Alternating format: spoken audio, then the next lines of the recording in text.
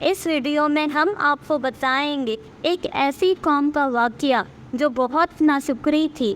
یہ کہانی ہے اہل سبا کی۔ قرآن کریم میں سورہ سبا میں اہل سبا کی کہانی کو بیان کیا گیا ہے۔ قوم سبا کا علاقہ عرب کا جنوب مغربی علاقہ تھا اور یہی علاقہ آج کل یمن کا علاقہ کہلاتا ہے۔ سبا دراصل ایک شخص کا نام تھا جس کے 10 بیٹے تھے۔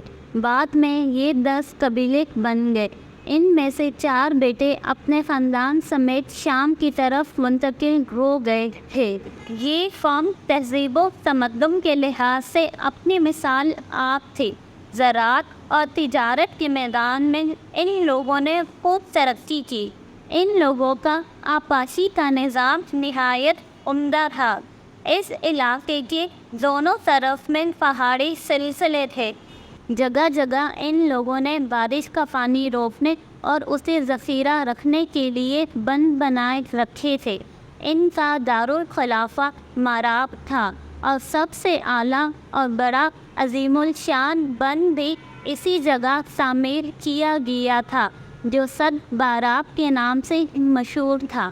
ان کے علاقے کے دونوں طرف پہاڑوں کے دامن میں باغات کا سینکڑوں میلوں پر پھیلا ہوا سلسلہ موجود تھا اور انسان کو یوں معلوم ہوتا تھا کہ جس جگہ وہ کھڑا ہے اس کے دونوں طرف باغات ہی باغات ہیں۔ بارشوں کے لحاظ سے یہ علاقہ کچھ اتنا زرخیز نہیں تھا، مگر ان لوگوں کے نظام آبپاشی کی عمدگی کی وجہ سے ملک کے اندر 300 مربع میل کا علاقہ جنت نظیر بن گیا تھا، جس میں انواع اقسام کی پھلوں کے درخت بھی تھے جن کی خوشبو سے یہ پوری سرزمین معطر بن گئی تھی اور کھیتی بھی خوب پیدا ہوتی تھی۔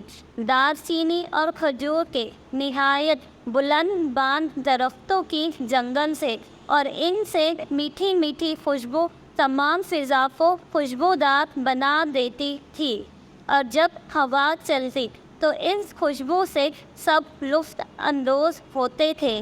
اس علاقے کو اللہ تعالیٰ نے بالادۃ طیبہ کے الفاظ سے تعبیر فرمایا، یعنی سرسبزی، زرخیزی، فضا کا خوشبو سے ہر وقت معمور رہنا، موسم اور آب و ہوا میں اعتدال، رزق کی فراوانی، سامان اور عیش و شہرت، یہ وہ سب نعمتیں تھیں جو اللہ تعالیٰ نے عطا کر رکھی تھی۔ ماراب کے ایک پہاڑی علاقے میں گنجان درختوں کے درمیان حکمرانوں کے محلات واقع تھے۔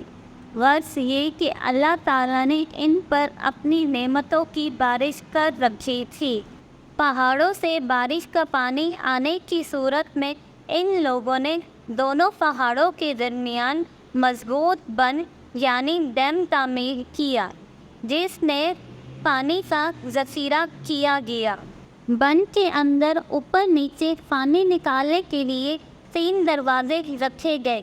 پہلے اوپر کا دروازہ کھول کر اس کا پانی لیا جاتا، جب اوپر کا پانی ختم ہو جاتا تو اس سے نیچے کا اور اس کے بعد سب سے نیچے کا دروازہ کھولا جاتا، یہاں تک کہ دوسرے سال بارشوں سے پھر پانی بھرا جاتا۔ شہر کے دائیں بائیں 2 پہاڑ سے ان کے کناروں پر باغات لگائے گئے تھے جس میں پانی کی نہریں جاری تھیں۔ ان میں ہر طرح کے درخت اور ہر قسم کے پھل اور میوے بکثرت پیدا ہوتے۔ امام قتادہ کے مطابق ان باغات میں ایک عورت سر پر ٹوکری لے کر چلتی تو درختوں سے ٹوٹ کر گرنے والے پھلوں سے وہ ٹوکری خود بخود بھر جاتی۔ ان لوگوں کو تجارت کے لیے ملک شام کا طویل سفر کرنا پڑتا تھا، راستے بھی ناہموار تھے۔ اللہ تعالیٰ نے قوم سبا پر یہ انعام فرما دیا کہ شہر ماراب سے ملک شام تک تھوڑے تھوڑے فاصلے پر بستیاں بنا دی۔ یہاں سے گزرنے والا مسافر دوپہر میں کھانا کھاتا، آرام کرتا اور پھر غروب آفتاب تک اگلی بستی میں پہنچ کر رات گزارتا۔ کسی چور ڈاکو کا وہاں گزر نہ تھا۔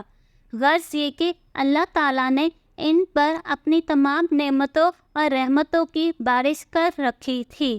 کہتے ہیں کہ آب و ہوا کی عمدگی کی وجہ سے یہ شہر مکھی، مچھر اور اس قسم کے دیگر موذی جانوروں سے بھی پاک تھا۔ اللہ تعالیٰ نے اس قوم میں 13 انبیاء علیہ السلام بھیجے۔ انبیاء علیہ السلام نے ان سے کہا کہ اللہ تعالیٰ کی نعمتوں کا شکر ادا کرو، اللہ تعالیٰ کی عبادت اور اطاعت کرو، لیکن اس قوم نے اللہ تعالیٰ کی نافرمانی کی اور کہا کہ ہمیں یہ سب کچھ تو اپنی محنت اور ذہانت کی وجہ سے ملا ہے۔ قوم سبا کی سرکشی کے سبب اللہ سبحانہ تعالیٰ نے اس قوم کو سزا دینے کے لیے سد مراب ڈیم، جو انہوں نے لوہے کا مضبوط ڈیم بنایا تھا، سیلاب سے تباہ کرنے کا ارادہ کیا اور پانی کے بند پر اندھے چوہے مسلط کر دیے، جنہوں نے اس کی بنیادوں کو کھوکھلا اور کمزور کر دیا۔ جب بارش اور سیلاب کا پانی آیا تو پانی کے دباؤ نے اس کی کمزور بنیادوں کو توڑ کر رکھ دیا۔ اس بند کے پیچھے جمع شدہ پانی پوری وادی میں پھیل گیا، تمام مکانات اور درخت تباہ ہو گئے۔ ابن کثیر نے اس جگہ ایک کاہن کا قصہ بیان کیا ہے۔ سیلاب اور چوہوں کے عذاب آنے سے پہلے اس کاہن کو علم ہو گیا تھا۔ اس نے اپنی زمین جائیداد وغیرہ فروخت کر دی، پھر قوم کو آنے والے عذاب سے باخبر کیا اور کہا کہ فوراً یہاں سے چلے جاؤ۔ ان میں سے کچھ لوگ سیلاب سے پہلے ہی چلے گئے۔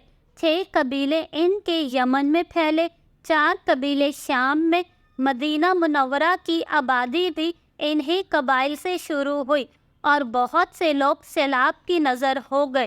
غرض یہ کہ یہ پورا شہر تباہ و برباد ہو گیا۔ قرآن کریم میں اللہ تعالیٰ سورہ سبا میں فرماتے ہیں، ہم نے ان کی ناشکری کا بدلہ دیا اور ہم ناشکروں کو ہی برا بدلہ دیا کرتے ہیں۔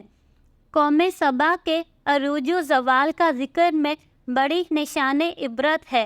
رسول صلی اللہ علیہ وسلم نے فرمایا، مومن کا حال عجیب ہے، اس کے متعلق اللہ سبحانہ تعالیٰ جو بھی تقدیری حکم نافذ فرماتے ہیں، سب میں خیر ہی خیر اور نفع ہی نفع ہوتا ہے۔ اسی طرح کی مزید معلوماتی اور اچھی ویڈیوز کو دیکھنے کے لیے اس چینل کو سبسکرائب اور ویڈیوز کو لائک ضرور کیجیے گا۔